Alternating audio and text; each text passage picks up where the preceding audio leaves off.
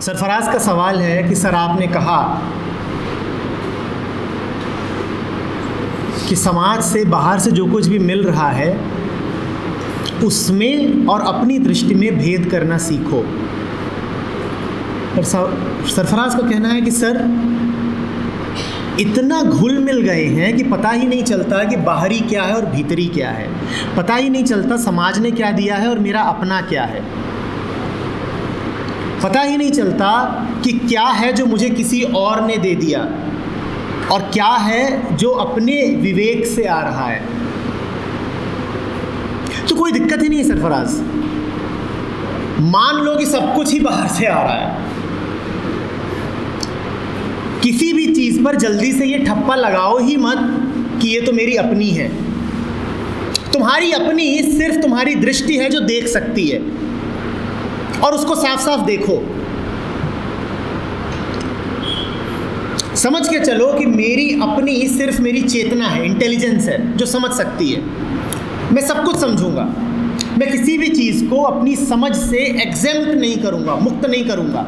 मैं ये नहीं कह दूंगा कि यार ये बात तो पापा ने कही है तो ठीक ही होगी ना, मैं उसको भी जानना चाहता हूँ, मैं गौर करना चाहता हूँ। मैं ये नहीं कह दूंगा कि ऐसा तो सब लोग ही कर रहे हैं तो ठीक ही होगा, या ऐसा हमारी किताबों में लिखा है तो ठीक ही होगा ना। Nothing is exempted. हम सब कुछ देखेंगे और पूरे मुक्त भाव से देखेंगे, कोई दबाव अनुभव नहीं करेंगे कि ये तो मान ही लेना चाहिए ना। मुझे सब देखना है, सब समझना है। फिर जो रहता है अपने साथ वो पक्का होता है, उसी का नाम सेलिब्रेशन है कि ये मेरा है। उसकी मौज ही अलग है, उसका विश्वास ही अलग है, बहुत मज़ा है उसमें, ये मेरा है। फिर डरोगे नहीं।